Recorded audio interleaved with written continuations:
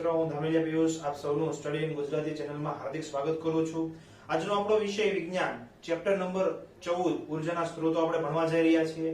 આપણે વિજ્ઞાનની અંદર આ ચેપ્ટર જે છે એ ક્વેશ્ચન વાઇઝ ભણવાના છે કે જે પરીક્ષાની દ્રષ્ટિએ આપણને પૂછાઈ શકે એવા સવાલ લેવામાં આવશે. આની અંદર ચોપડીની અંદર જે આખો પાઠ છે એ કવર કરાયેલો છે. આ દરેક સવાલ જે છે એ આખા પાઠને કવર આપે છે એવા બધા સવાલ છે. અને આ રીતની આ પદ્ધતિથી ભણવાનું એટલા માટે જરૂર છે કે જેથી તમને સવાલની જાણકારી મળે કે ભાઈ બોર્ડની અંદર કેવી રીતે સવાલ પૂછાય છે અને એ સવાલનો જવાબ આપણે કઈ રીતે લખવો જોઈએ. જો તમને એ નોલેજ હશે તો તમે પરીક્ષાની અંદર સારામાં સારું પરફોર્મન્સ આપી શકશો મિત્રો, અને સારામાં સારા માર્ક્સ કવર કરી શકશો. ચાલો આપણે ચેપ્ટર નંબર 14 ઉર્જાના સ્ત્રોતો વિશે આગળ વધીએ. પહેલો ક્વેશ્ચન છે કે ભાઈ આપણી આસપાસમાં ઉપયોગમાં લઈ શકાય તેવી ઉર્જા કે જે ઓછા ઉપયોગી ઉર્જાના સ્વરૂપમાં આપણે ગુમાવીએ છીએ એવી ઉર્જાના આપણે ઉદાહરણ સહિત સમજવાનું છે. ભાઈ ઉર્જા ઘણા બધા સ્વરૂપની હોય છે, એ તમને બધાને ખબર છે. સ્થિતિ ઉર્જા છે, ગતિ ઉર્જા છે, જે ધોરણ 9 ની અંદર આપણે અભ્યાસ કરીને આવ્યા છીએ. આ બધી ઉર્જા જે છે એ એક સ્વરૂપમાંથી બીજા સ્વરૂપમાં પરિવર્તિત કરી શકાય ને, એટલે કે કન્વર્ટેબલ હોય ને એવી હોય છે. કે એ સ્થિતિ ઉર્જા હોય તો એને તમારે ગતિ ઉર્જામાં લાવવી હોય લાવી શકો છો.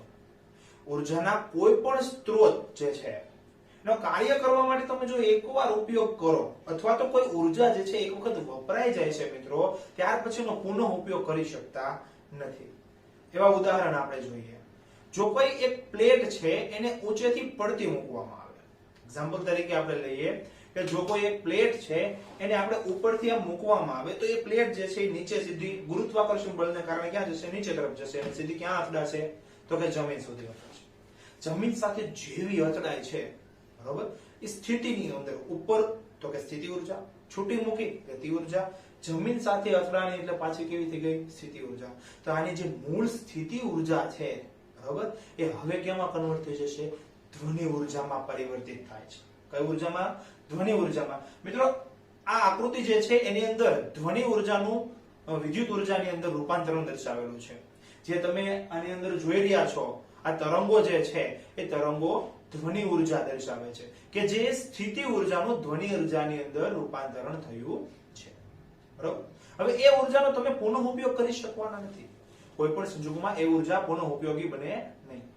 બીજું કોઈ ઉદાહરણ જોવું હોય તો મિત્રો આપણે લઈ શકીએ કે ભાઈ મીણબત્તી જે છે એને જ્યારે તમે સળગાવો છો, મીણબત્તીને પેટાવો છો, એ સમયે મીણબત્તીની અંદર જે રાસાયણિક ઉર્જા હશે એ રાસાયણિક ઉર્જાનું પ્રકાશ ઉર્જા અને ઉષ્મા ઉર્જામાં રૂપાંતર થયું. જો અહીંયા ચિત્ર દર્શાવેલું છે કે ભાઈ આ મીણબત્તી છે અને આ મીણબત્તીની અંદર બરોબર આ ઉપર જે જ્યોત સળગે છે બરોબર, જ્યારે તમે મીણબત્તીને સળગાવો છો ત્યારે એને આ ફરતી જે કિનારી છે એ ઉષ્મા ઉર્જા અને પ્રકાશ ઉર્જા ની અંદર રૂપાંતરણ થાય છે. મીણબત્તી જે છે એ રસાયણોની બનેલી હોય બરોબર, રસાયણો દ્વારા એને બનાવવામાં આવે છે. હવે એને તમે સળગાવો છો એટલે રસાયણ જે છે એ ફ્યુલ જે છે એ સળગશે, અર્થાત એ ઉષ્મા ઉર્જા અને પ્રકાશ ઉર્જાની અંદર રૂપાંતરણ પામશે બરોબર. ભૌતિક અથવા તો રાસાયણિક પ્રક્રિયા જે છે આ દરમિયાન કુલ ઉર્જા અચળ રહે. મિત્રો આ નિયમ જે છે ઉર્જા સંરક્ષણનો નિયમ છે. કેનો છે? ઉર્જા સંરક્ષણનો નિયમ. કે ભાઈ કુલ ઉર્જા અચળ રહે છે બરોબર. આગળની જેટલી પણ ઉર્જા છે બધી ઉર્જાનો સરવાળો કરવામાં આવે તો જે મળતી કુલ ઉર્જા જે છે અચળ રહે. આ ઉર્જા સંરક્ષણનો નિયમ છે. પરંતુ મીણબત્તી સળગાવવાની પ્રક્રિયામાં આપણે ઉષ્મા અને પ્રકાશની સાથે સાથે અન્ય બે વસ્તુઓ પણ ઉત્પન્ન થતી હોય છે. એ છે કાર્બન ડાયોક્સાઇડ અને કાર્બન મોનોક્સાઇડ. ઓકે, આ બંને ઉત્પન્ન થાય પરંતુ આ બંને દ્વારા તમે પાછી મીણબત્તી નહીં બનાવી શકો. એટલા માટે આપણે જે બીજો મુદ્દો કીધો તો એ મુદ્દો અહીંયા સાબિત થાય છે. શું? કે ભાઈ કોઈ પણ ઉર્જા જે છે એક વખત વપરાય જાય છે, કોઈ પણ ઉર્જા એક વખત વપરાય જાય છે ત્યાર પછી એનો પુનઃ ઉપયોગ કરી શકતા નથી. કે ભાઈ મીણબત્તી એક વખત પૂરી થઈ ગઈ, આખી મીણબત્તી એક વખત સળગી ગઈ પછી તમે એ મીણબત્તીને પાછી સળગાવી શકો ખરા? કોઈ પણ સંજોગોમાં શક્ય નથી. બીજું જો કોઈ ઘરનું ઉદાહરણ લેવું હોય, સામાન્ય ઉદાહરણ લેવું હોય તો એવું લઈ શકીએ કે ભાઈ 75 ડિગ્રી સેલ્સિયસ તાપમાન ધરાવતું 100 ml પાણી લઈએ આપણે બરોબર. કોઈ પાત્રની અંદર 75 ડિગ્રી સેલ્સિયસ તાપમાન ધરાવતું પાણી લેવાનું છે. હવે આ પાણીને રૂમના તાપમાને મૂકી દેવાનું, એટલે કે 25 ડિગ્રી સેલ્સિયસ તાપમાને મૂકી દેવાનું. શું થશે? થર્મોડાયનેમિક્સના નિયમ મુજબ, ઉષ્માગતિશાસ્ત્રના નિયમ મુજબ એ પાણી જે છે એમાંથી વરાળ બનવાની શરૂ થશે ને આ વરાળ જે છે એ રૂમની અંદર વિલુપ્ત થઈ જશે. અર્થાત પાણી જે છે એનું ટેમ્પરેચર 75 થી ક્યાં સુધી લાવશે?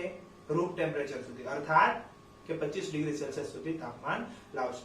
પરંતુ શું એ શક્ય છે કે જેટલી વરાળ છૂટી પડી ગઈ છે એ બધી વરાળને ભેગી કરી અને 25 ડિગ્રી થી 75 ડિગ્રી સેલ્સિયસ સુધી તાપમાન લેવાનું? આવું શક્ય છે ખરું? નહીં, આ શક્ય બનશે નહીં. આથી આપણે એમ કહી શકીએ કે ભાઈ એક વખત વપરાયેલી ઉર્જા જે છે એનો પુનઃ ઉપયોગ કરી શકતા નથી.